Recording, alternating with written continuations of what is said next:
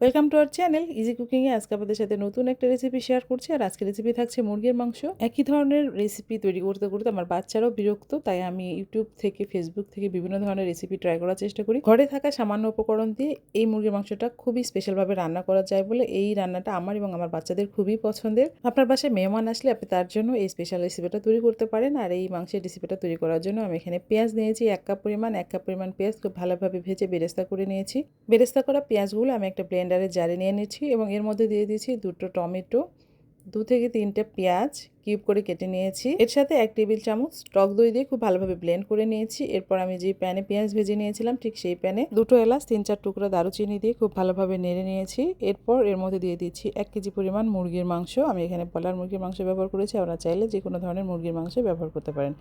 এরপর এর মধ্যে সেই ব্লেন্ড করা মশলাটা আমি দিয়ে দিচ্ছি। এরপর শুকনা মরিচ গুঁড়ো 1 চা চামচ, হলুদ গুঁড়ো 1/2 চা চামচ, লবণ স্বাদ মতো, রসুন বাটা 1 চা চামচ, জিরা বাটা 1/2 চা চামচ, আদা বাটা 1 চা চামচ পরিমাণ দিয়ে খুব ভালোভাবে নেড়ে মাংসটাকে কষিয়ে নিতে হবে। এই মাংস থেকে যখন তেল বেরিয়ে আসবে ঠিক সেই পর্যায়ে এর মধ্যে আমি 1 কাপ পরিমাণ পানি দিয়ে নিচ্ছি।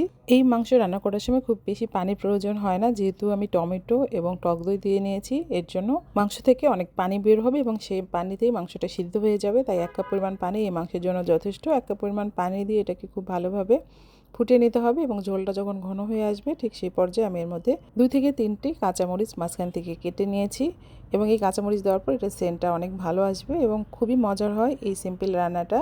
আর মুরগির মাংস আমরা প্রতিনিয়তই রান্না করে থাকি, যদি একটু মশলাটার ভিন্নতা থাকে তাহলে খাবারটা স্পেশাল হয়ে যায়। আশা করছি আমার আজকের এই মুরগির মাংসের রেসিপিটা আপনাদের ভালো লেগেছে।